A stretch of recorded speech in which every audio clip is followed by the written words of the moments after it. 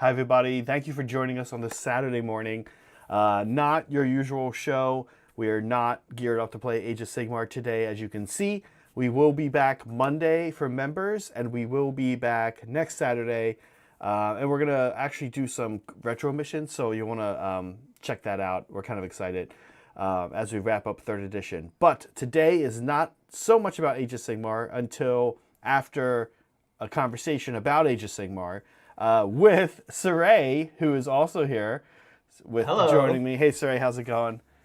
Good. So we have some stuff to talk about. We want to today, folks, start by kind of recapping some of the Sigmar stuff before we jump into talking about the upcoming 40K stuff. So today's preview, by the way, just so I know, I want to make sure I've got it. Cire, you sent Not me. so they know, so we know. So not this isn't you guys. You guys don't have to worry about this.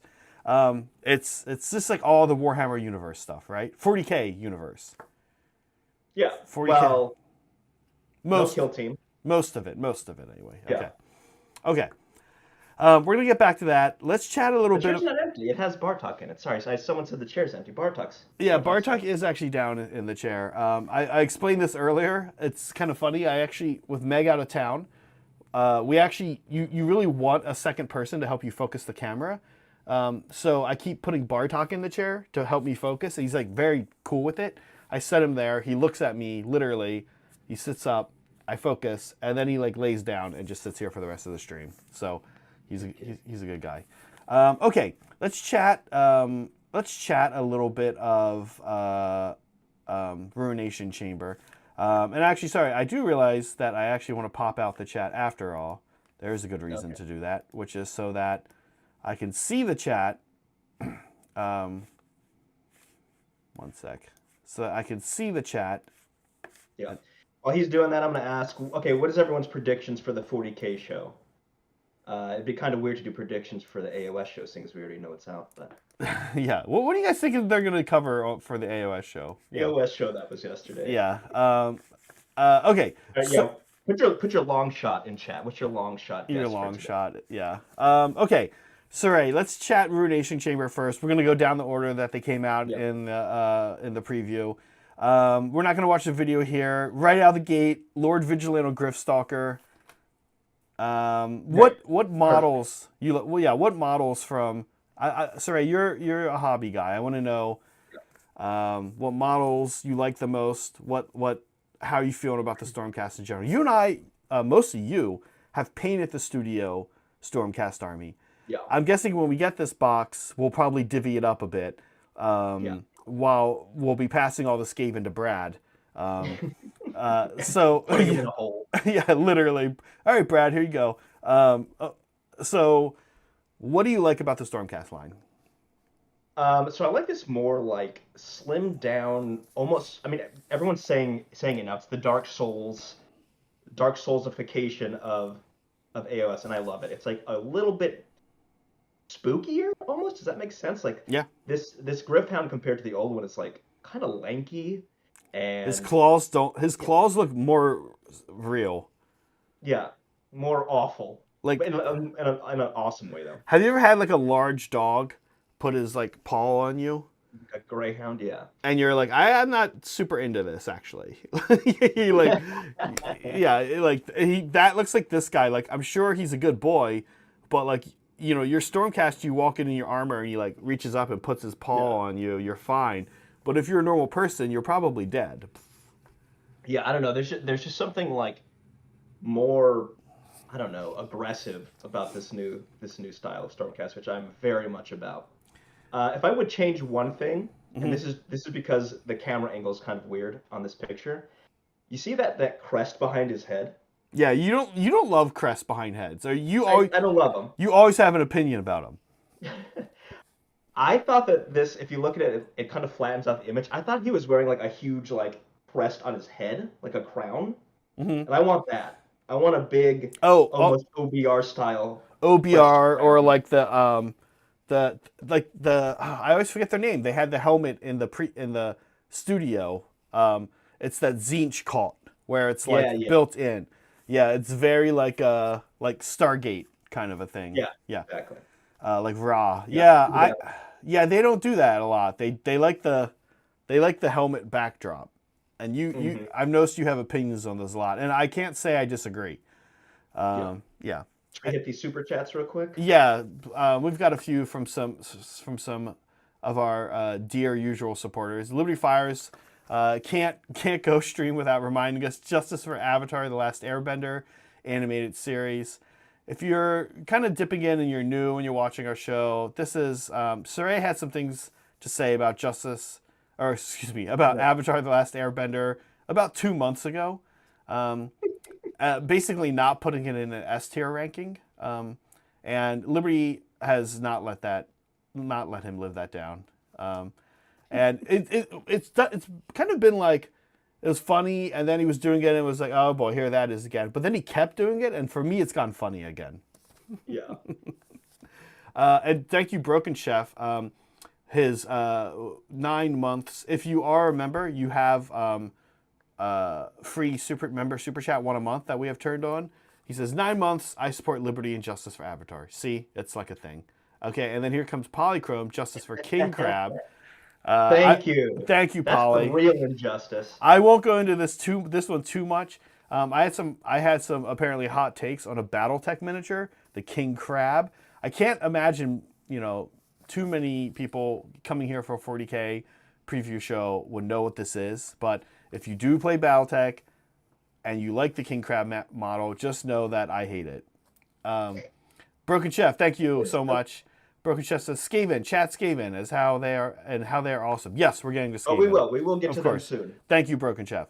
Thank you so much. Okay, this guy. Here they've got the back angles of him. Cool. How do you like this guy? Or we actually think this is a female model. Yeah. Pretty. Big fan. Yeah, pretty cool. Again, probably should bring blind people to battle. Crethusa's blind, and each time she's been on our stream, she has wrecked the opponent. That's fair. Is this one of those like Dune situations where it's like, oh, I'm blind, but I can actually still see? Yeah. Well, that's Daredevil. That's Crethusa. She sees through all of her crows. Okay, whatever. Yeah. That's not really blind then. All right. It seems like hard to rank. Like I bet having to see through like a flock of crows is sometimes really good, and other times it's like a little hard to wrangle. Like, guys, I'm trying to see the sign. Can somebody still, please? Can somebody stay still? I'm trying to figure out what shaved ice flavor I want, and you guys are flying all over the place. Big fan. Big. I will probably be stealing that brazier for some salamanders. Yeah. And by the way, if you want some braziers for salamanders, I have some from Pyrogeist Nighthaunt. I have some bits left over. Yeah. Lord Terminos. I like this guy. I like his. What did we say this is? His Judas here. Son or either his great grandson or great grandfather. Okay. reminding him that at one point he was a human. Yeah. That's what they said in on the stream. It's like the reason they have these like little tag-alongs are to remind you, like, oh yeah, remember Stormcast are gigantic.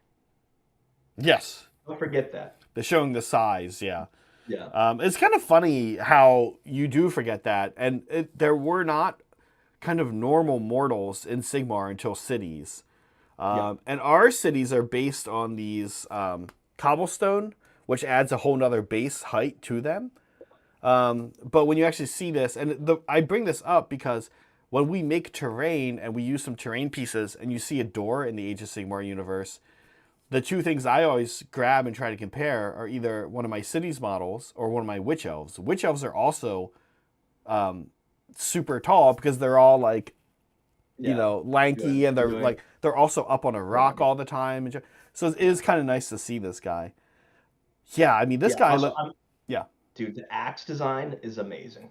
Axe design's cool. The twin-tailed comet motif. I love the twin-tailed comet motif. I love the same here. This guy's, right? Yeah. Yeah. This dude, the guy in the background looks like he belongs in the Imperium, huh? Yeah. 40K. There's an Inquisitor Acolyte model right there. Yeah, if this is in a 40K army, like, You would not. You'd No be one like, would bat. you wouldn't realize that was a Sigmar model. Yeah, literally throw a backpack on throw a power pack on that wannabe Judiciary, and there you go. The Knight Questor. I like this guy. No Dark. helmet.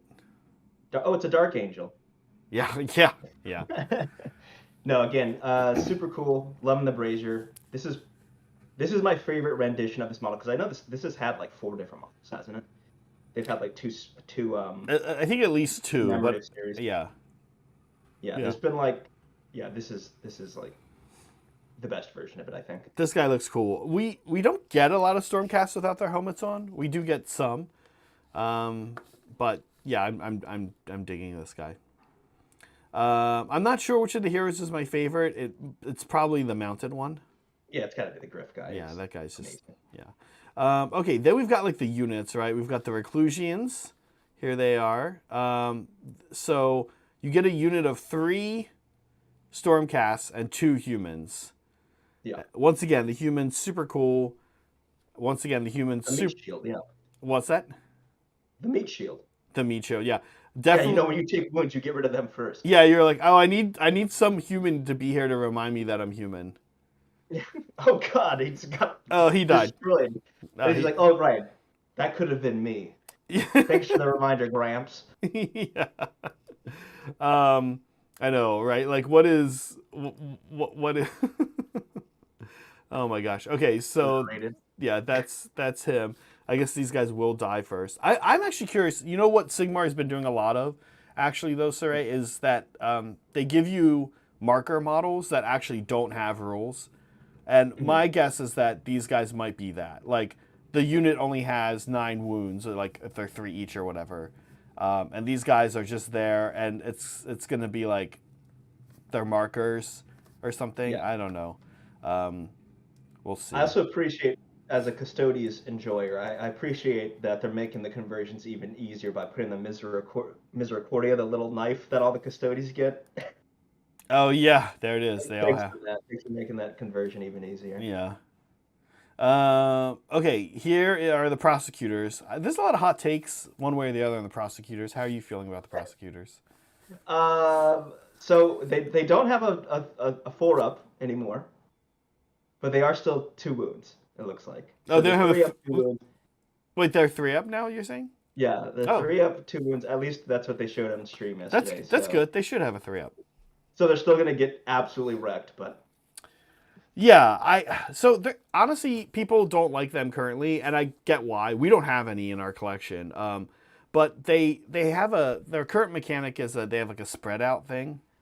Did we see that? Were they doing that in the Spearhead game? Yeah, Which at least in the Spearhead version. All right, we'll talk about that. They have the 2-inch coherency. We'll talk about that delightful, lovable debacle that was the Spearhead game in a bit here. Did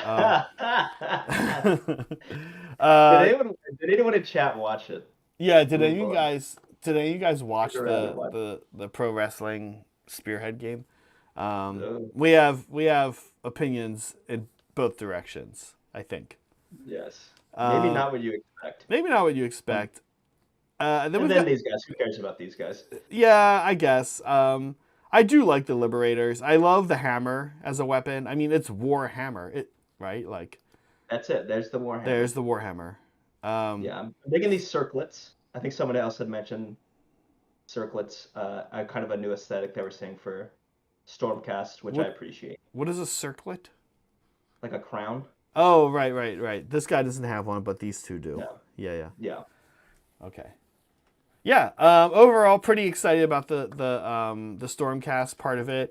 I was playing BattleTech last night with our friend Bryce, friend of the channel. He's been on the stream before. Bryce is a Skaven player. He said he's actually like more excited about the Stormcast than the Skaven. By contrast, I know that's not the case with you, Broken Chef. Which, by the way, Broken, thanks for gifting a membership. We appreciate that. Thanks for getting Bob Rob. Nice, Bob Rob. Welcome. Hopefully you want to support the channel. Yeah. Super chats and always helpful. We do appreciate it. Okay. This guy I think is pretty popular, huh? Yeah, deservedly so. Yeah. Claw Lord has been around for a while, but to get a mounted one. Brad is in chat. I'm wondering, Brad, What Skaven are you most into? Escapo, he's around here somewhere. Escapo. Yeah, let us know, Brad. I haven't heard your take on this on the Skaven yet. Brad is our Skaven guy. What do you think? This is amazing. Yeah. It's awesome. I love the red armor. I love that disgusting rat that's like rotting away almost. He looks wet, right? Have you ever seen a Yeah. gross like city wet rat? Like Straight up New York rat, dude. yeah, New York wet Almost, rat. it's almost as big as one. Yeah, He's yeah. got like a hole in his mouth. Disgusting. I'm looking to see what he's crawling on, like what faction that is. I don't. It's just like generic. Yeah. Yeah, close-ups. I like this weapon he's got. Super cool. Yeah, I'm curious to see. A bit of a corn vibe, huh? A little Red bit. and grass. A little bit. Red and grass, huh? Yeah. I would really like to see Skaven incorporated more into Chaos as a whole. You know, we have the Pantheon, and supposedly, you know, the Skaven are in that. I know that Archeon is like, I don't recognize Skaven. Ratman. As, I don't recognize the what's the name of the rat god? The Great Horned Rat. Great Horned Rat. Yeah. I want to see some Great Horned Rat incorporated into Slaves to Darkness as a whole. Yeah, I think what would be kind of interesting is if they almost had like I guess this is what they just did with Dark Oath and stuff, where they don't exactly understand the Chaos Gods. Yeah. But they're like whatever. Skaven, it would almost be cute to see them have a blend of that mixed with a little bit of Flesh Eater Courts. Like this Great Seer is a wizard, right? It'd be funny if he he kind of does have some Tzeentch elements to him, I guess, his staff and stuff. But it'd be funny to see that played into a little bit more. Like, oh, if I attach skulls to all my stuff, I can that one god, Chaos God, will like me, right? And this guy, that one aspect of the Great Horned Rat, it's like right. But that's actually just corn. But right, whatever. Exactly, right. Brad says the only thing I love more than Monstrous Infantry is Monstrous Cavalry. Monstrous Cavalry hero, be still my heart. Yeah, Brad is excited for this guy, which is cool. Hey, yeah, Brad, what if we got a unit of these? Yeah, that's what Bryce was saying last night. He's like, I want Rat Cavalry, right? Yeah. I mean, it could happen, right? Why not? Yeah, you get some slightly smaller versions of this. Yeah.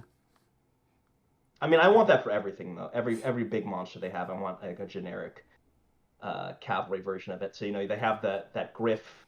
What is it called? Griff Stalker. Griff Stalker. Is yeah. The new thing. Yeah, I want a unit of those.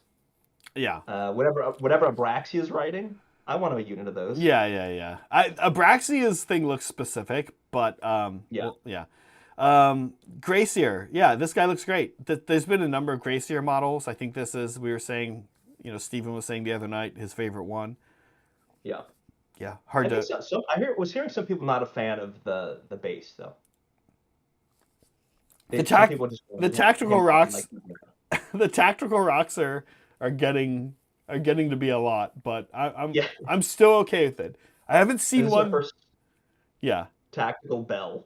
Tactical bell. Have you seen a tactical rock yet, Cire, that's pushed you over the edge into I'm not into this anymore? Do flying bases count? No, they're just dumb. They're not tactical at all. They're just inconvenient. Okay. Tactical bell, thank you. Yeah. Perfect. You could easily, if you want to reduce this a little bit, it looks like there's an easy clip on the top of the bell in the wood. You could drop them down just to being on the plank. Yeah. I don't know why you would. I don't know why you would, though. I'm a big fan of tactical bell. Okay, Brad said his favorite are the Rat Ogres. Dude, I love these. I was seeing some hot takes. Some people were saying they hate these. Really? Yeah, I don't understand it. These are amazing. Especially this guy with his cool helmet. Do those people play BattleTech and like King Crabs? No, they play BattleTech and they don't like King Crabs. Oh, I don't know that anybody would fall into that. I don't think that Venn diagram exists. Okay, yeah, sorry, you and I were saying we like the Iron Mask guy. He's cool. This guy cool. I like the Jenner. We all, yeah. No, I can't stand the Jenner. Um, this guy, I like the warp stone shoved into his body. Yeah, so this is the motif is this a thing they were doing before? I thought they seem to be doing it on a lot of things now. Yeah. Because you also see it on the there's another sculpt. I don't know if you've seen it yet that has like let's just shove some some space crack into them. Yeah. No, these guys look fun. This is like you open that you're gonna open that box set day one, and if you're into Skaven, it's gonna be like Christmas for you. These Yeah, guys are this is amazing. So super good. cool. Maybe this guy's my favorite. I like his claw. I like his punching fist. Yeah, Yeah. very cool. And then we've got this thing. I gotta say, this is, when we'll get this into Brad's hands ASAP as possible. I'm guessing Brad's gonna get his own box as well. But this is the thing we want that I want to see on the tabletop day one, because this and the cavalry guy are really the only new units, right? Yeah. Yeah. Everything else, if day one, if you've got a full Skaven collection like Brad, this is the only thing you don't have. And again, also the new hero, which is nice actually, because if you are a Skaven player with a big collection, you really only are on the hook for paying 2 new models like day one Yeah. about the thing. So I don't know. How do you feel? I love this thing. I can I like immediately it. I can immediately tell it's the type of thing people are going to want 2 of. Yeah, probably. I'm a big fan. I'm wondering if there's going to be a sub faction that's focused on like range combat or like war machines. Well, I'm there's curious how that. Scryer, right? Yeah, but I want to see But what those rules right, look like. we don't know. We don't know how they're going to break up the sub factions yet. Yeah. Yes. Someone who's potentially getting to Caradron overlords, I'm totally happy with the shooting my crap out of this guy. Yeah, this guy looks fun. Yeah. This looks like a thing that That's can really good, Stitchka. kill itself All right. very easily. All right. Hey, I see a lot of people. Zach, we're gonna have to show you an urban mech. I know we're talking BattleTech now. I've seen a lot of mechs, and there's a lot. I, I don't think you've seen an urban mech yet. An urban It's mech, just chat. I am pro Urby. Irby. Urban mech. I just look up urban mech. Yeah. Oh, I have seen this guy. Actually, I like this guy. He's kind of okay. You know which one I don't like is the Atlas. I also thought the Atlas was really bad. I'm okay. Like I was making fun of you for the Atlas. I'm kind of meh on the Atlas. It's not my favorite. I don't like humanoid. And we realize this is a 40K reveal show, and we've only been shown We're Sigmar, and, talking about and now we're Atlas. talking BattleTech. But just real quick, if you go to like, if you watch the movie Fargo and you see the like Paul Bunyan with Babe the Blue Ox Yeah. statue, or you go to like different roadside attractions on Route 66, those kind of giant statues. There's one actually in Yeah. San Jose, Saray. I don't know if you've seen it yet. There's a really cool big one in San Jose like that too, and they all have that kind of like dead eye stare look. The Yeah. Atlas looks like if some roadside place was like, we want to make Jack Skellington in a suit. No, Jack Skellington playing football. That's what the Atlas looks like. Mix of Oh, American that- roadside statue with Jack Skellington and a football player, and that's what the Atlas looks like. It's really I'm bad. realizing there are a lot of BattleTech people in our chat. Maybe Yeah. more than I've realized. But I will say this: after last night's game, the very first thing Brett and I looked at each other and said was, "Wow, this game would make horrible content." Just absolutely awful. Soups, thank you for gifting a membership. We appreciate it. As always, we appreciate your support. I think this is last but not least, other than the Clan Rats, is the new Warlock Engineer. We've seen this guy. Yep. They've teased him before. I agree with Brad. He definitely looks like he should be having a 4-up save, not a 5-up. But I agree. what are you gonna do? What do you need to do? I like him. There's not much to say about him. No, He's a solid character. he's cool. Yeah. And then we got the Clan Rats. I'm digging the new Clan Rats. I like. Yeah. They talked about how they wanted to have Clan Rats that All kind of of the- right. Yeah, they're not agnostic, not clan agnostic, but clan inclusive to all, right? Yeah. It's like you have some Scryer, you have some well, I forget what it was, plague pestilence representation within the ranks. Box set includes core rulebook. We figured as much. Wait a minute, was that the Judiciary without his helmet on? I think so. It is. Yeah. Sick. I like it.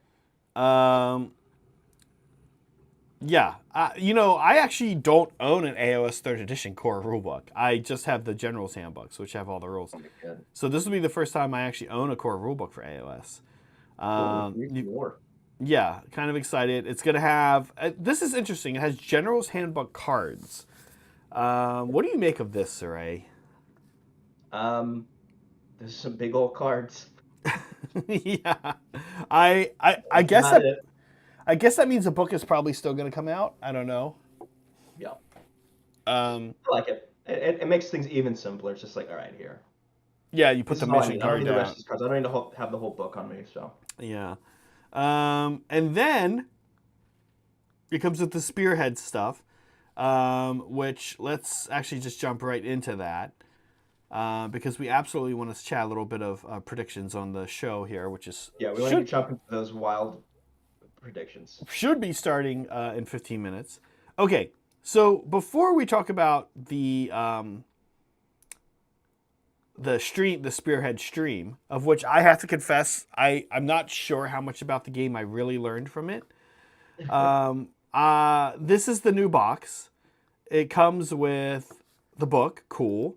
It comes with this flip-sided board. We've seen these before. These are no different than the type they've released for Kill Team. I guess it comes with one. I mean, these have objectives built onto them, though. I don't think the Kill Team ones do. No, and that's both a blessing and a curse. I will say this. About the objectives. A lot of people don't know this.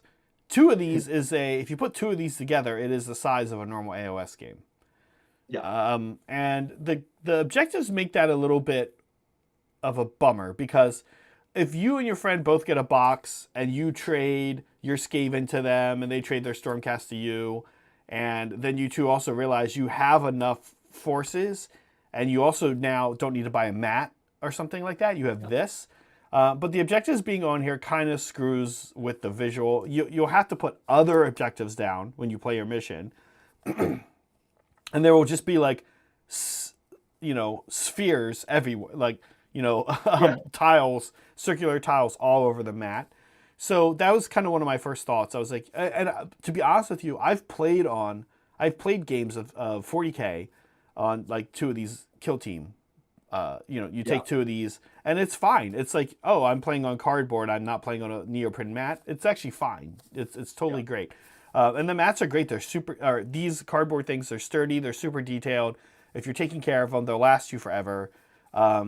So I have to say that them putting the objectives on there was a little bit of a bummer. I also think, it's cost. It's a business. I understand that. They don't want the cost to go too high. We're already, a lot of people are already saying it is pretty high. You do get a lot, but it would have been nice to maybe see even these as cardboard. I would have taken like punch outs, rather than putting them on the thing. So yeah, I mean, I think Spearhead, it really just shows that Spearhead really is just meant for like, all right, you're brand new. This is how you play. This is all you need. You don't need to keep track of anything. I'm guessing there's going to be between 2 and 4 missions, either one for each Gyran and Akshi, or two each maybe. The terrain. Nice. It's cool. It's certainly cool. I have an issue with this terrain also. One, yes, mostly like same with the mats. I'm like 90% they're cool. Okay, we can talk about how cool things are. Duh, like of course it's cool. But let's talk about the one thing I'd like to point out. Not that we're going to focus on the negative, but I guess we sort of are. I'm guessing there's probably more of this on the way, and that will undo everything I say. But it is a small amount of terrain. As somebody who likes to put terrain together and make full boards, I'm kind of like, I don't know what I'm going to do with this. Like, this doesn't fit in with any other larger set. Exactly. So, Yeah, not really, because it's all very Skavenified. Like clearly Yeah. Skaven have been here.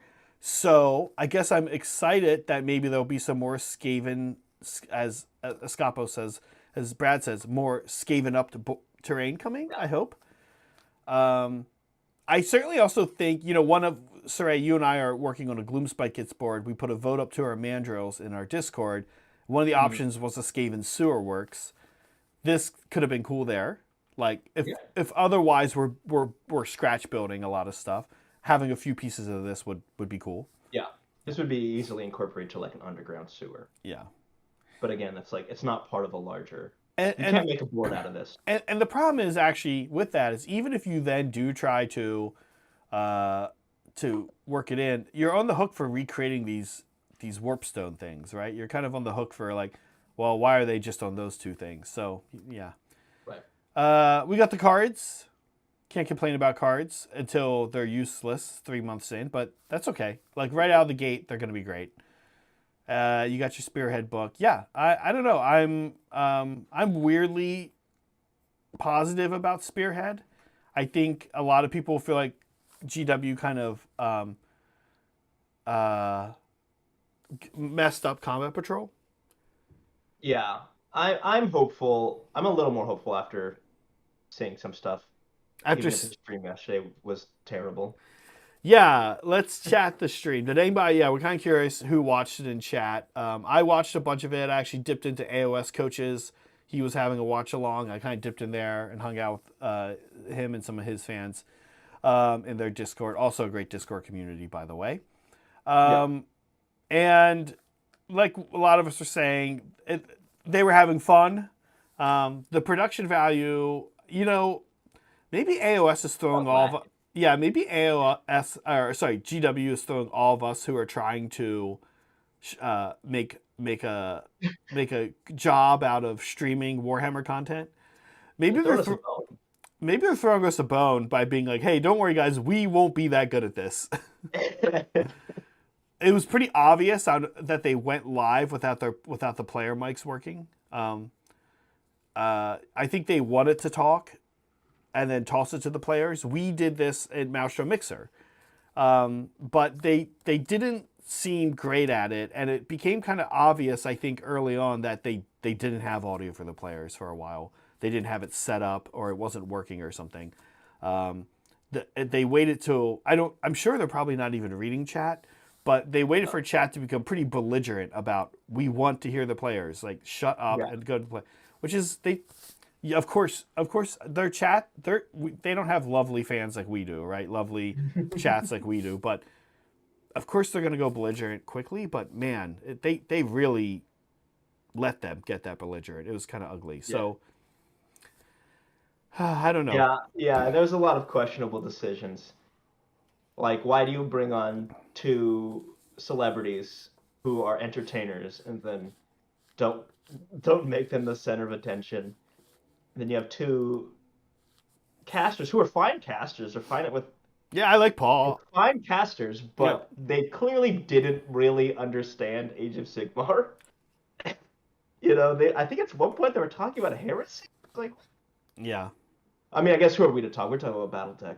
Yeah, which is but we're not a GW stream, so fair. Soups just points out the sticks. Yeah, Soups. I saw those too. I want to bring those up. He says the sticks are cool. 1, 2, 3, 4, 5, 6, 7, 8, 9. 9-inch sticks with little rats on them. Every Skaven player is going to have these forever. Yeah. As a non-Skaven player, cool. I'm not particularly excited about using rats all over my measuring sticks, but yeah, these are cool. I guess there'll be a Stormcast one. I don't know. No, just rats. No, just rats. Okay. All right. Preview starting soon. Let's shift topics. That was AOS. We will be back Monday. If you're a member, we'll be playing AOS on Monday. Please join us. Should be a good game. And then, all right. Saray, what are you most excited about? We put up a poll in chat asking what people are most excited about. I think we expected 40K to win and Imperialis to lose.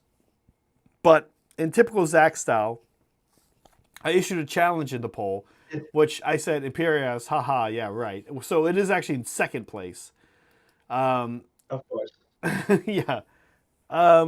What are you excited about, Sarai? Like, probably 40K, but what else? And Yeah. if anything. Yeah, so I'm gonna say for me 40K. Maybe you can show that little preview they showed though. Yeah. Yeah. So okay, this is obviously some GS. Well, I say obviously, right? And it's not gonna end up being this. Looks like some GSC, right? It looks like a three-armed thing with a very clear GSC icon.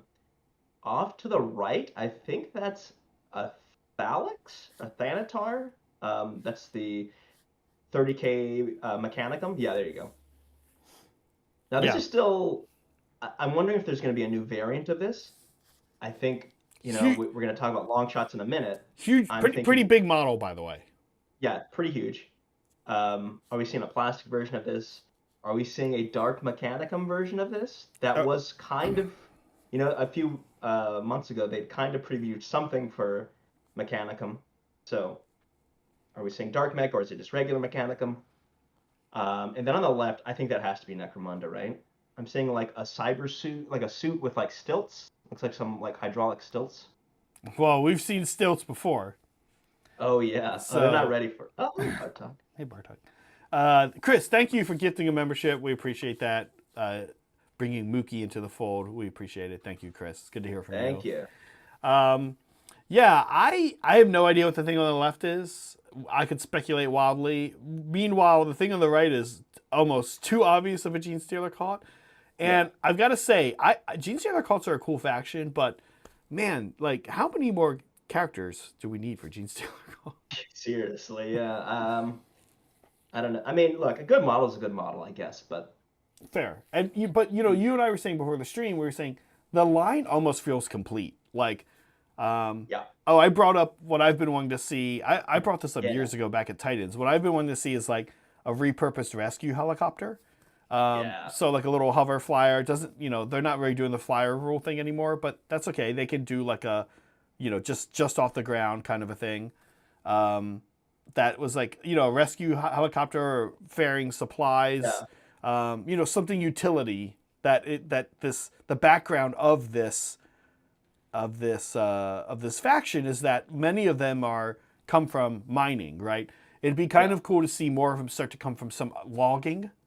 or so you know what I Logging. mean, logging, or just like yeah, like a Coast Guard type thing, or something like Yeah, you say like a Coast Guard helicopter. Yeah, so like um, non-military, but like industrial sectors. yeah, maybe not mining. Give us like 4 or 5 units that like don't quite come from the mining uh, Yeah, sector or something like that.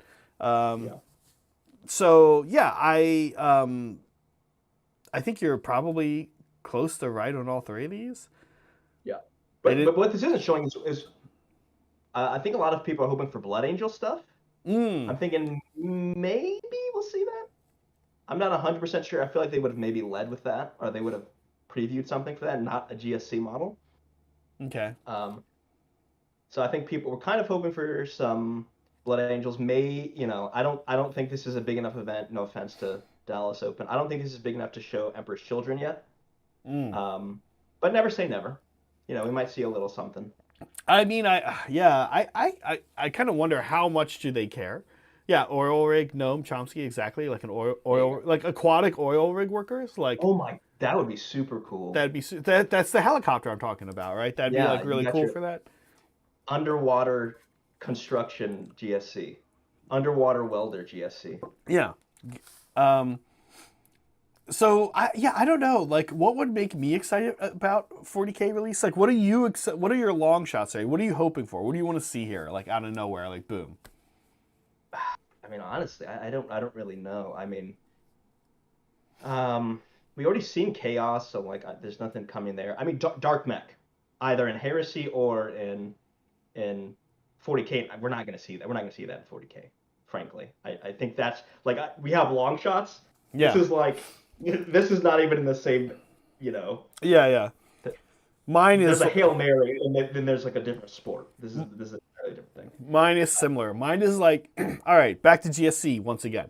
If you're gonna do GSC, do release like 4 or 5, maybe even 2 or 3. Release 2 or 3, one of them modular, then like some Mechanicus, Sector Mechanicus style stuff for like Xenos. Release some Xenos terrain. That's like what I've been wanting to see forever, man. Release like some Tau terrain, or release something that's meaty that we can work with forever, right? Like the Sector Mechanicus stuff and the Sector Imperialis stuff, they're amazing. You can mix and match that stuff so great. And there's only really so many kits. You release your big stupid box set, you charge $250 for it, it's Tau, boom. And then later on you parcel them out, and it's like, here's the Tau modular stuff. Here's the Tau like fusion thing. It's not that modular, but you can get creative with it. Right. That's For like Heresy? yeah. Oh, sorry. No, what do For you? Heresy, I would like to see one goddamn Salamander's character. Oh, Why are they doing this? Yeah. Can you just release one? God damn it. Some legions have like a lot, and then Yeah, Imperial Fist and Sons of Horus. Imperial Fist literally got half. We're starting. We're I starting. just want to say Imperial Fist, Sons of Horus got half of a character before, so you have no sound. Here we go. Warhammer preview show. Yes, Lewis. we're back with a whole host of reveals. My name's Lewis, and I'll be your host for the show, bringing you all the latest releases from the Warhammer universe. All you need to do is sit back, relax, and get excited. Easy. So, without further ado, let's kick things off with our first reveal.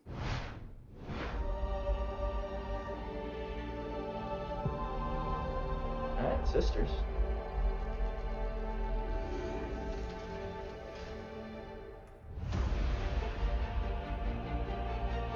Well, these already exist. Right.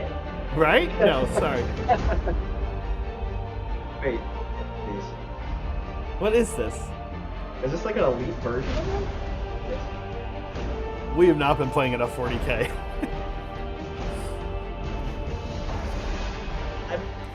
Canon, that's a character. So character.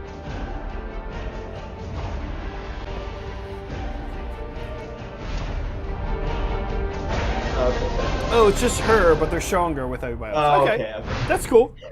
Yes, the Elite Sisterhood arrives with a new codex and a Battle Force 2. I'm joined by Stu and Josh from the Warhammer Studios to talk all things Adeptus Sororitas. Guys, welcome to the show. Thanks for having us. Always Yeah, no good to be worries. here. Pleasure to have you. So let's jump straight in then. Chat a little bit about the codex and what players can expect to experience from the Sisters of Battle.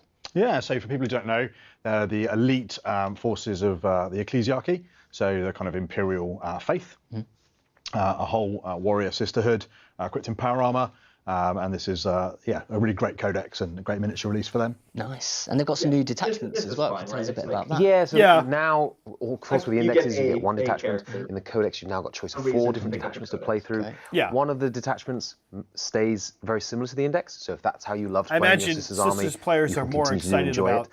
But the we've now book given 3 already. new Yeah. ways to play that will focus on different types of units depending on your flavour. Oh, okay, very nice. We've also know, got Polly, a I was new noticing miniature this too, too. the Canoness with jump pack alongside that Battle Force. Polly says Tell What us do a we think little of bit this about that. tactical Rob? Yeah, so Canoness See, you know are what? the kind of At fighting least- leaders of the at Sisters least of Battle, this and now jump- we have one with a jump pack. this Yeah. jump So pack, she like, can she's really lead going Seraphim for it, and right? Zephyr She's in almost the battle. vertical. She's She's almost actually horizontal. kind of It's ties cool. in It's nicely, cool. doesn't she, with one It's of a the cool detachments. pose. Yeah, so I Yeah. mean, there's an army of faith detachment, and what that lets you do is you can do more acts of faith, and also the theme behind it is that angelic host. So the jump back units, their strats mean that they have like auras which buff sisters nearby. So it's that like they see an angelic figure and it inspires them in battle to do greater feats. Yeah, so that whole battle force is themed around that new Canoness and that new detachment all kind of working together on the battlefield. And it's a really cool would kit say as well. nothing- There's some like awesome nothing options to there. my Can you total chat us through a about couple of like Yeah. the different Cool options, sword. different variant Yeah, so she's got a couple of different weapon options, Yeah. hasn't she? She's got the like two-handed halberd, Yes, which I yeah. think is the kind of, if you want to kill loads of individual things. And then she's got the power sword that you see on the front of the box. Yes. That's like the generic weapon, isn't it? You can Yeah, can do that's like your either. mid-range. You can, Yeah.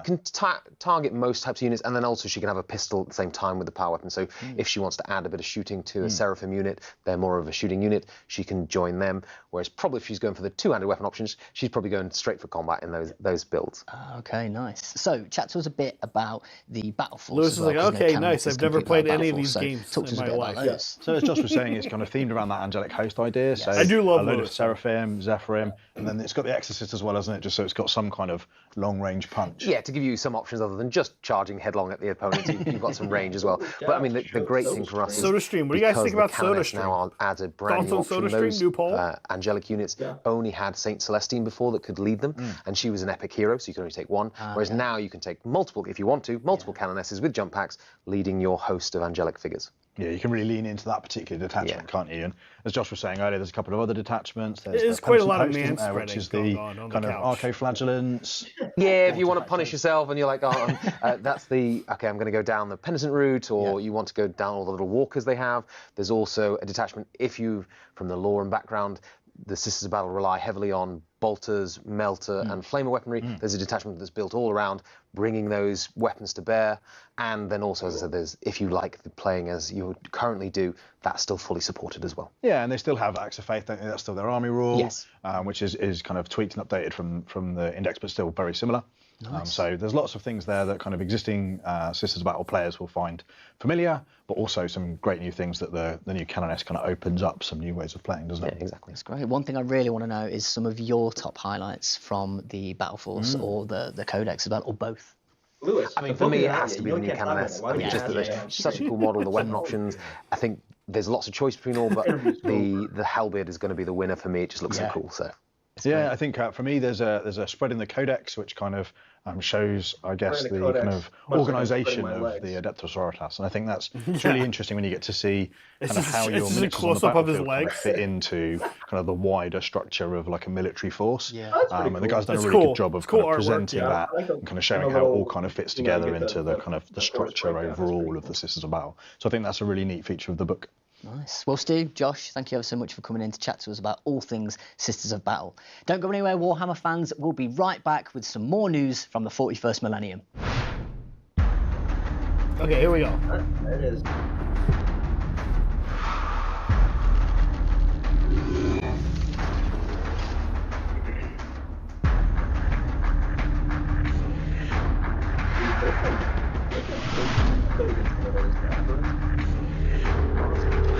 Oh, wow. I'm with it. I'm with it.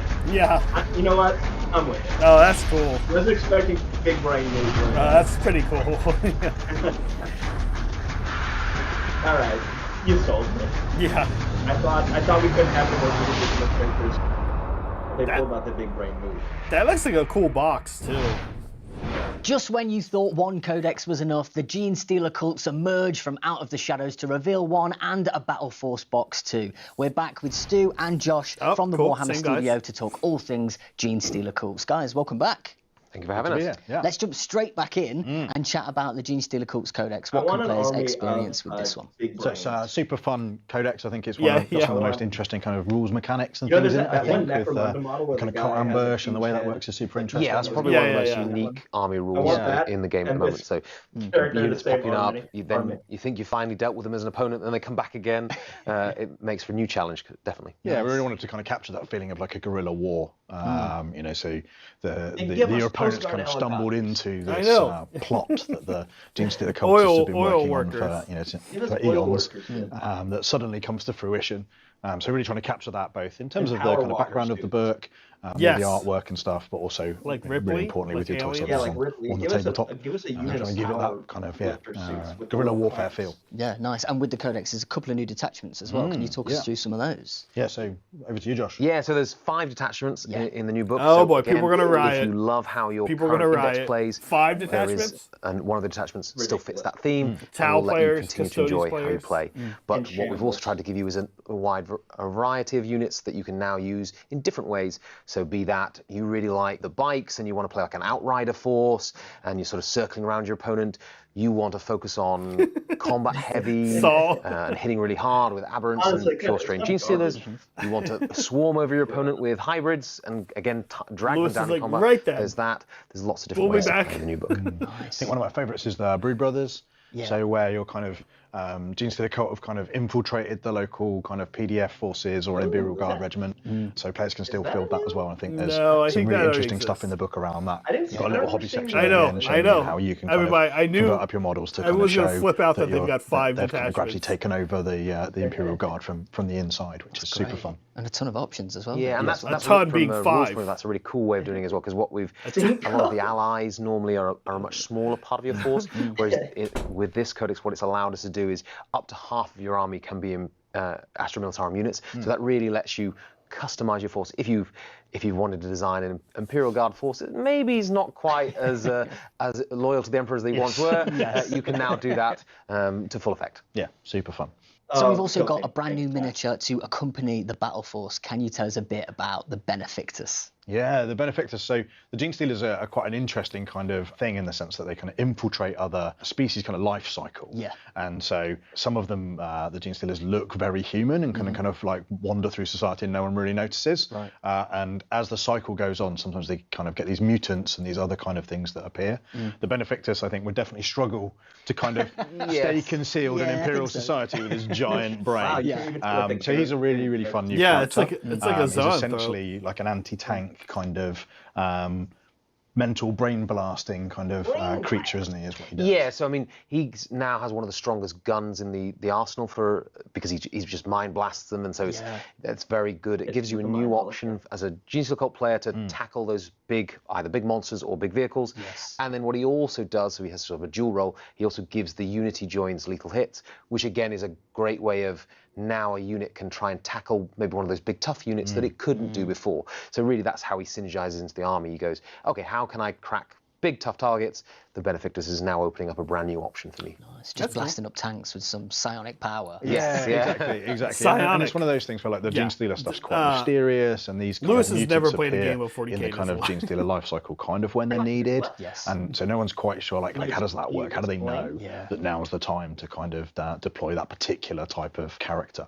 So yeah, really fun new bit of background, fabulous new miniature, great new tool for the game, Yes, isn't it? Yeah. Chapters a bit about the battle force as well. So tell us. Yeah, a so little he's bit in about that, which Yes, is great. Of course, yeah. And that battle force is actually themed off one of the detachments, isn't it? Yeah, so again, we talked about one of the detachments is around the Aberrants and the Pure Strain Genestealers, and if you really want to do that like hard-hitting combat, this is a battle force is built around. This is a that. good So battle force, You get though. Aberrants in there, you get Pure Strain Genestealers, and you get some supporting units as well. This is a big battle And force. finally, before we wrap up, tell us a little bit about some of your highlights from the Codex and the Battle Force box as well. I think I have a good idea what one of you might pick. The big brain has to be the win for me. I mean, I think the miniature's so cool, and Yeah, it I mean, really it is, just yeah. it's so iconic, really, for me. So Yeah, and I think there's a couple for me. I think obviously the Benefictus is super cool. I think the games development team have done a great job of capturing the different ways of playing through the detachments. I really like the Brood Brothers detachment. I think it's really interesting, and I quite like the idea of a whole army that looks like a bit like an Imperial Guard army, but actually isn't. Yeah, and I think that's really fun. And really pleased that we've been able to get some of the kind of conversion and hobby kind of tips in the book that kind of show people how they can do that with their miniatures. Well, Stu, Josh, thank you ever so much for coming into the studio No one to buy chat it. We'll to us we'll tell a you little everything bit each about time. the Genestealer course. We can't wait for them to arrive really soon. And Steve and Josh, we'll see you in 30 seconds. Some awesome announcements there, straight out of the 41st millennium. Now, I've got a feeling our Horus Heresy fans are going to really enjoy this next part. Let's check out some news straight from Mars. It's more Genestealer calls. Oh, here we go. Plastic Admiral. Oh, wow, okay. Wasn't expecting that. Wasn't expecting that. That's pretty cool. That's cool. Oh, I love Phalanx. Yay, plastic. This is great. Oh, wow. So yeah, there's freaking an entire ring of plastic. Oh, here he is. Yeah, there we go.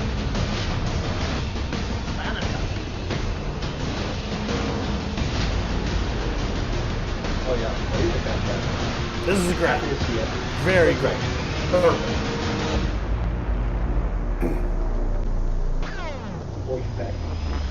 It's only Yeah. All those The dead Soul space Rulers Marines of the Red Planet is are accurate. coming to the Horus Heresy. I'm joined by Quinn and Will from the studio to chat all things Mechanicum. Well, don't Both be too welcome to the excited, show. Quinn. Thank you very much. How you doing? Good? Yeah, good. How are you? Lovely. Yeah, very good, thank you. So, the Mechanicum has arrived. Tell us a little bit about this new army for the Horus Heresy and what they bring with them today. Weird So graphics. the Mechanicum is an First of existing all, army they're range not- for the they're Horus not Heresy. new, they're just You a can already get plastic. their full army rules in the Liber Mechanicum. They've existed since the first edition of the Heresy. It's a slowly expanding resin range from the original set. that Different started at the very body beginning, and language now we're vibes getting the from opportunity to the revisit Heresy them team in a compared to small the way 40K Auxilia. team. Yeah. They're almost fieldable feel as sad. They almost a feel like They are not or happy. as an They allied seem detachment. not happy to be Legion here. players can Look, also sorry, include them look, in their guys, army guys, list like, yeah, using certain okay, console okay. choices. So it's a great opportunity for And yet, I players feel like who this field release any is, like, force to get amazing. interested in the range. Yeah. There's for also Heresy some people, new right? Yeah, kits in plastic arriving as well for loyalists and traitors alike. Can you tell us a little bit more about those? Wait, hold on. Yeah, First finish that. so all of these kits have been with us for quite a long time in Listen, resin. Lewis, I don't like the way you're. But it was talking good to get the me here, Lewis. opportunity to rework Why don't you them rephrase that question, in Lewis? plastic and take advantage of the opportunities that process Yeah, gives less us. man spreading for So sure. talk to me a bit more about that process. What in terms of sort of And actually refreshing that facing the range, like interviewer. from resin to plastic? What's Yeah. that like? Yeah, well, both processes have quite different. I like it. I like the limitations different and vibes of the advantages. different teams. So you have quite a lot of freedom with resin, where you don't have to worry about the tool. Yeah, wait till they get the Imperialis thing. Lots of undercuts and things like There's that. gonna be So dudes they're not necessarily dancing in the the background. best designs to. You probably wouldn't have made them that way in the first place if you knew you were making them as a plastic Okay, kit. yes. It's gonna be a kid. It's gonna But be then like that an. gives It's you, gonna be like a. actually quite an It's gonna be an interesting Eagle challenge Scout when doing you an do Eagle turn Scout around to do project. that. The most difficult part is probably breaking them down into their component forms, because in resin you end up with a kind of a small number of large complex components, whereas in plastic you have to end up with a Yeah, larger I actually number think of smaller, the less Mechanicum complex look components. better in most ways in Heresy. But it gives you opportunities to do things as well, That's like for just example in like the 40K. Oh, in the Thanatar. it's different, but I do love the the mechanic. plasma, Yeah, the I can't Thanatar remember what is that's so called cool. now. Plasma Bombard. Plasma Bombard was always intended to sort of this is open like a flower when it fires. Okay. But we couldn't give you two parts in resin because Oh my you know God, it that thing's adds too much to the amazing. cost of The the plasma, kit. Whereas on I didn't realize plastic, that's what it looked like if for you have that. the frame space, you get the opportunity to add in those optional parts, so you can get a bit more variety when you build your collection. Nice. Well, you guys have done an absolutely fantastic job with them as well. So talk us through what's on the table and this range refresh from Mechanicum. So what you can see on the table is partly what is in the new Battle Force box for the Mechanicum. You have 6 Thalax, you have love a Thalax. Triaros Yeah. armoured This thing carrier, is you have 2 great. That's great. Castellax, This is all great. you Almost- also it's have almost a train. 20 Tech Thralls. Yeah, And that's what they're going in for. addition They to know. the contents of the box, They know they're helping you have you. a new Archmagos model and Alright, I'm a gonna have a redesign I'm of not the gonna have a Thanatar. hot take, but I Nice. feel like So there's let's gonna be highlight takes these on it that the they don't infantry like then. that Talk to us a little bit more about those I'm text guessing a models. lot of Heresy Okay, people so are gonna the say, opportunity was taken this here feels like to 40K. bring them a little bit more in line with the original personally background love for it. them, adding a lot more Look of at his that kind arm of missing. shambling undead Yeah. feel. You know, if you look closely at them, then they have a lot of Yeah, that's- disjointed that's limbs, something dragged that I feet, thought was that always kind kind of of stuff. So interesting they've is got a lot that more character than the old the way resin that they've been versions. describing Heresy Otherwise, is like they've you're tried to keep almost quite like- true you're playing like a to the undead originals in right? co- And Yeah. you have like your the strong original models in concept at least. You networking know, lords who are kind of Um, like, you know, just Yep. again an Like opportunity Like to vampires are what- update yeah. and improve Like as we move vampires are from resin to necromancers. plastic. So we've got the Archmagos on the table. Will, what can you I tell think us this is about great. this? I feel like Heresy So people are yeah, not this gonna like guy's a new model altogether. The main goal was to try I and love his hat. differentiate the Mechanicum from the Adeptus Mechanicus that you'll find in 40K. So they do look very familiar. But there's things Wait, like they're a little what? bit like lighter feeling, less, tried to make less them of different, so I made them the same. layered carapace armor, and slightly different look to their equipment. So, for example, this character's got a stave, whereas normally you'd see a lot of axes, you know, that kind of thing. So yeah, that's the main goal. Or the- Well, the Quinn, silver Will, hats. thank you so much for popping in to chat to us about all things Yeah, we know- Mechanicum. We're super excited for We them know to Quinn and arrive Will in is the a Horus major Heresy. inconvenience Thanks very for much. you. Thanks for having Yeah, us. thanks. Don't go anywhere because we've got lots more coming for the Horus Heresy right after this. Salamander's character, for God's sake. I hope when it comes back, it says Quinn and Will, and it says their names, but Quinn's not there. It's just Will. Like, I'm sorry, he wouldn't come back. Okay, it's alarmed. This is just one of the. Just keep showing the book. Just show the outside of the book spinning around in different ways. Sometimes they add like characters to these or models to these. It doesn't look like that.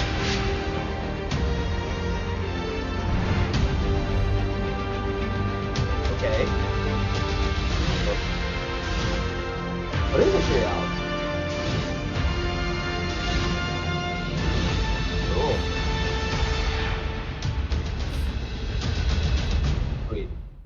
Devastation.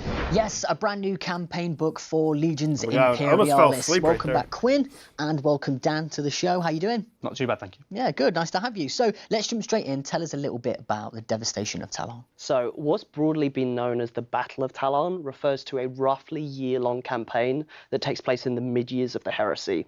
It involves the Iron Warriors Legion attacking the Imperial muster world of Talon.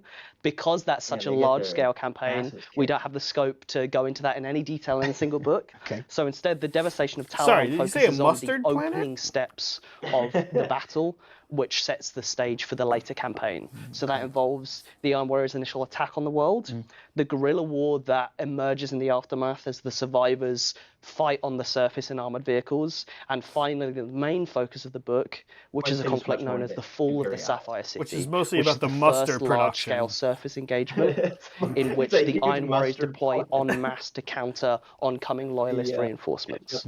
Okay, so as always with the new campaign book brings some new and exciting ways to play Legions Imperialis. Can you tell us a little bit more about that as well? So the Devastation of Talon expands on the Warfront campaign system presented in the Great Slaughter. These include things like the Breakthrough campaign, in which two players each have a stronghold and fight a series of linked battles with a push and pull mechanic to try and reach their opponent's stronghold. You have environmental special rules to reflect the horrifying toxic environment of Talon. You have a battle honor system that allows you to upgrade units that have performed well throughout the campaign.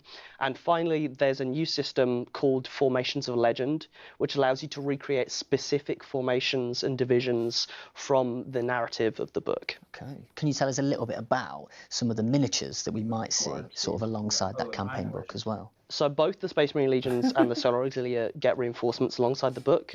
For the Space Marines, these are the Sikaran Punisher, the Sikaran Arcus, the Saber Strike Tank, and the Termite. On the Solar tiny Auxilia Termite, side, pretty you cute. have a whole bunch of new Leman and Russ variants, as well as the They make Shadow a Sword, full-size the blast Storm one and Sword, bring it back and the to Storm 40K, for Blade. God's sake. Also I know. included in the book are a number of new I've got formations two that allow you to back here. field these different detachments in your You can't existing bring Legions anything good Imperialis into the armies. battle, so. Now, Dan, so new campaign book, which often gives you the opportunity to change some of the colour schemes, and that's something that you've done. So tell us a bit about that as well. Yeah, so I think it's an exciting time to be a painter when the campaign book comes around, because Yeah. I think actually, you know, you get an opportunity to explore the other legions that we have. So actually we took the opportunity to go to Imperial Fists and Iron Warriors, our sort of main two legion colour schemes. Both pose different challenges to one another. So at Imperial Fist you have to be quite neat, and you've got quite a bright colour, so when you put in those shade colours on the top and doing the recess shade, it's quite apparent you if you shit, Dan. break out of that recess. Yeah, of course. Yeah, don't tell me how and to then paint, likewise Dan. for Iron Warriors, Yeah, glazing yeah. metallics and stuff Dan. like that sort of poses other challenges. To sort of pair the two together, it's sort of quite a nice challenge for the guys to kind of have to figure out. Well, Quinn, Dan, thank you so much for popping in This is and talking Horus, to us seriously, about the you're only Devastation allowed of to Talon. paint We can't wait. Imperial Fist. Thank I you. don't Thank you very think much. so. Yeah, cheers. Yeah. Now we're cooking. Another set of absolutely awesome releases and some really insightful stuff from the studios on what's to come too. Very exciting. 2 out of You know what 4. happens now? We dive straight 3 out back of in 4. with another announcement. That's some good B-roll, Lewis. Oh, this looks cool. What is this? Over a century ago, something insidious was discovered lurking at the heart of Hive Secundus. The city was razed to the ground, and the ruins declared quarantine extremist. But even the Imperium's most diabolical weaponry couldn't destroy the memory of this forbidden city, and whispers spread across the planet. Whispers turned to rumors, tales of a nightmarish web of Xenos-infested tunnels, and the resting place of untold riches. Now, tech hunters like yourselves risk their lives in search of these secrets. Great works of art, lost archaeo treasures, and even data crystals containing the collected knowledge of Necromunda await you. But be warned, the cult of the Second Sun stands between the wealth of Hive Secundus and those who would dare plunder it. What would you risk to rise above the squalor of Necromunda? That was a good trailer. That was like a really good trailer. Yeah. Yeah. So is Yes, this the new Necromunda's edition new of Necromunda? season, Hive Secundus, is on the way. I'm joined by Alex and Rob from the studio to talk all about the new setting. Guys, welcome to the show. Thank you very much for having us. Yeah, no worries. Absolute pleasure to have you. So let's start by delving into Hive Secundus. So where do we find ourselves in this new setting? So Hive Secundus used aren't to you be the listening? second greatest hive on Necromunda, only just behind Hive He's Primus. like, no. It was almost a Renaissance hive on Necromunda. Nice. And then the Hermiatus Looking Magus at the card right here in came front of me is the there first when he time was I've trying seen to any of cure these the words. Gene Stealer curse. What he was doing was he was messing around with the genetics of the Gene Stealers, I know, trying to find a way to I know. reverse anything that they did. This stuff looks and really cool. basically protect all Imperial worlds from the Tyranids. Predictably, it all went a bit wrong. As it does, it's 40k. Exactly as it does in Warhammer 40,000. Yeah. So he ended up being infected himself. It gradually took him over, and he unleashed the Gene Stealer curse upon Necromunda. Okay. And the cult of the Second Son was born. Over many years, it gradually built up in secret until open rebellion occurred and the Hive turned against the House of Helmore. A decades-long war was fought for Secundus, and the space station above Necromunda, the Eye of Selene, was moved from its position directly above Hive Primus to be above Hive Secundus. At which point it unleashed all of the terrifying weapons upon the Hive itself. That created a huge crater kilometers deep and just flattened the earth and created also this whole almost different area called the Secundan Abyss, with the ruins of the cracked and destroyed Hive at the heart. This was thought to have destroyed the Cult of the Second Son and wiped the Gene Stealers off Necromunda. However, there was still an exclusion zone set up around it called the Dust Wall, and no one was allowed to go in. The Patriarch did not die, but he was horrifically mutated and changed, leading to a corrupted and malformed force, which is the Mouth Strain Gene Stealer. Now, spiders go in there in order to hunt these Gene Stealers. So we got some Gene Stealers arriving too, as you mentioned, and we saw those in that awesome video there. So chat to us a little bit about what makes these so different from the pure strains that we're a bit more familiar with. Their genetic code has been tampered with, which has led to mutations which have been exacerbated through the generations as well. They're still terrifying opponents, but they are not at the same level of power, the same level of strength as a pure strain Gene Stealer. Okay, and in terms of a design point of view as well, Alex, how did you guys go about setting that up, sort of creating that kind of difference that we just heard about there? For those Malstrain Gene Stealer, one of the main point was like, how could represent like evolution got horribly wrong. Right. So one of the aspects, okay, we needed to make them really more twisted, more that's so feral. cool. They're cool. One of the main elements in the Tyranid, especially the Gene Stealers, when you look at, there's a certain symmetry in them. Yeah. So one of the first things that we did, obviously, is break all of that. We broke Just change everything. those rules, yeah, And of course. so the way the models are, all of them are really hunched, like the limbs and the finger on each side, they don't match, they're really curved. The face, they are all twisted, all of them are slightly different. Wow. Some of the plates are like These are- lifted, it's like John some Blanche points, stuff. some These are bubbles, great. something, allowing They look them like, to really stand them aside from the pure strains. Yeah. This is how the original form looks like. This is how that mutated and twisted form looks like. Yeah. And in the law as well, this idea of like, because they are so twisted and so deformed, the signal that they send by to the hive mind is so distorting and so different that the hive mind is like, nope, we're not going there. That's great. very- It's so that's great as well to interesting. hear that, like, it must be really useful for you as a designer as well to have that kind of juxtaposition, like something to go off. Like, here's this thing, this kind of standard shape. How do we break that and change that to create something else? Wow, they're like so we got some classic Tyranids kits that have returned gone as well. rogue, basically. Can you tell us a little bit more about the But Oz Spy? they're like, hey, Yes, well, the Ovis we're ready, guys. harks back to the early days of Necromunda and the Outland supplement, and it's bringing them into the modern game of Necromunda. So the main thing now is they are all the signs of the Imperial House, so they are all part of House Helmore. In order to prove yourself like the worthy lore of for this. taking on a position of authority and leadership within this great house, you have to prove your own. This is a personal great prowess box. by going down into the depths This is of House exciting. Secundus I don't even play in order Necromunda, to but slay this is Gene Stealers exciting, and build your honestly. kill count and show how powerful This artwork is great. great a combatant you yourself are against the toughest foes on Necromunda. Yeah. They go in there with the tech hunters from the Vansar. Okay. And that's quite a symbiotic relationship. That they both need each other to go down there. Okay, they're Vansar. Because the Vansar are desperate to go down Well, it's there Vansar to and plunder House the Helmore. riches and the wealth and the knowledge. It's two Whereas the separate Spirers, groups. they need to draw out the Malstrain Gene Stealers so they can actually attack them and kill them. Okay. And so it's sort of the Here's the tech bait. hunters are there as bait for them, or sort of, That's here's great. some noisy humans invading your home, come attack them. So I can then go and attack them back. Yeah. And that's also reflected in the campaign of there's the Spira and the Technicums are slightly different things they're trying to achieve in the game. I'm curious how this is But going to they incorporate still need to other work together or both will factions, fail. though. That's great. It's a fantastic relationship. So, Alex, chat Because to the us way a they're bit about, describing from a it is like, design it's point of like, view, how did you guys go about I don't think sort you're of going to get Goliath reimagining King that kind of out classic here, right? kit? Like, this is One not of really the main their thing about territory. I those could see suits that we have in the lore, and that they are the dwarves. retrieved What are they called? off-world by Helmor and like repurposed for to be used for the nobles. And so in terms of their design, the first thing that we looked at is like to make them deliberately strange and not totally human. So because one of the things that the noble have to do to be able to wear those suits is they have to go through heavy body modification to be able to go in those suits.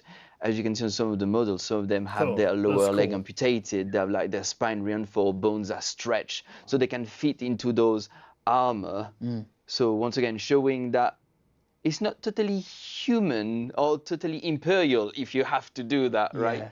And one of the other things that we did to represent that aspect is we stepped away from more imperial shape, like those straight line, that hardness, or something in anything gothic, in favor of something more fluid, more organic, even slightly insectoid. That's really great that it sort of shares the same themes as the Gene Stealer Corpse in terms of looking at those shapes and changing them to create something sort of other. It's really, really interesting. There's a certain elegance in one, while there's definitely something twisted and feral on the other one. Of course. The two expressions of the same pattern, which is So like quite nice and unique. Definitely, yeah. Well, thank you ever so much, both of you, for coming in to chat to us about the new season of Necromunda Hive Secundus. It's been really great.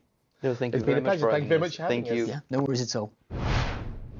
Well, that is all we've got time for. What a show and what a series of announcements. A great big thank you to all of the fabulous people from our Warhammer studios for talking to us about all the latest reveals. And a great big thank you to you for being with us. We hope you've enjoyed it just as much as we have. Remember to head to the Warhammer community website if you'd like to find out more I'm there, about any of the Lewis. upcoming releases. And don't forget to follow us on Beat you all there, our socials to keep up to date with all the latest news. Thanks again, and we'll see you next time on the Warhammer Preview Show. Okay, We were wrong. No blood angels. no blood angels. Sorry, Soups. Yeah, it was a fine show. It was a fine preview show, I felt. What seems coolest to you, Cire? What's got you excited? Oh, okay. So I guess in terms of coolest model is Brain Blaster. Brain Blaster, you like? That one. I think the thing I'm most excited overall for is Plastic Mechanicum. Yeah. Right. That's just I'm happy for them. I probably won't play them, but that means that they're more likely to be seen, which is great. It's cool. It's cool that they're there, and you know, if I ever got back into Heresy, they're cool. I'd be into them for sure. Yeah.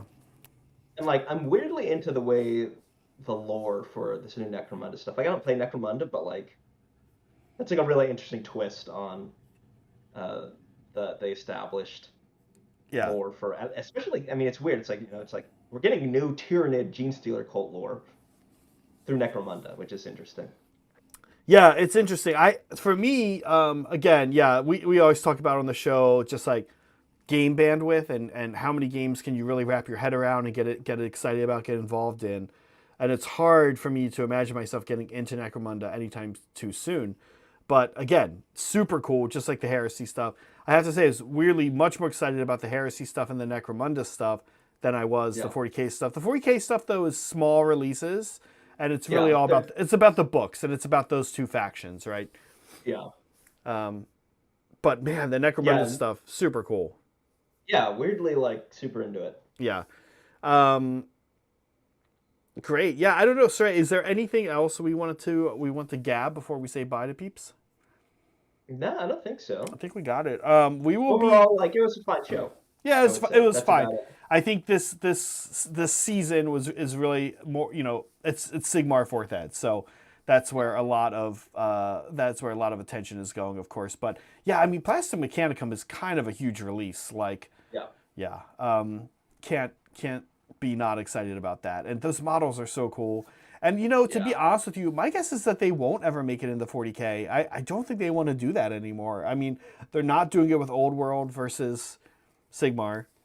It just seems silly to me to not do that, but you're probably right. Yeah. But look, if I were to put my business bro hat on, I would say like, why not bring them to 40K? People want them for 40K. They're not that different aesthetically, and people would buy those up by the boatload. I mean, I might put my business bro hat on and say, well, yeah, then they should come play Heresy. They'll have to buy a bunch of books. They'll have to, get some of their friends into Heresy. I don't, probably doesn't work that way, but yeah. But I actually appreciate them keeping it separate. As somebody who's not super playing either of these games a lot right now, at all, I appreciate them keeping it separate. As somebody who has played these games before, I also appreciate them keeping them separate. Honestly, yeah. Listen, folks. Tomorrow, Meg is back. Meg and I are speaking of AOS. Meg and I are going to be working on models for new Spearhead. So I have picked up a Vanguard box. Vanguard boxes are becoming Spearhead boxes in Sigmar. I picked up a Vanguard box for the Idol of the Deepkin that I'm excited about.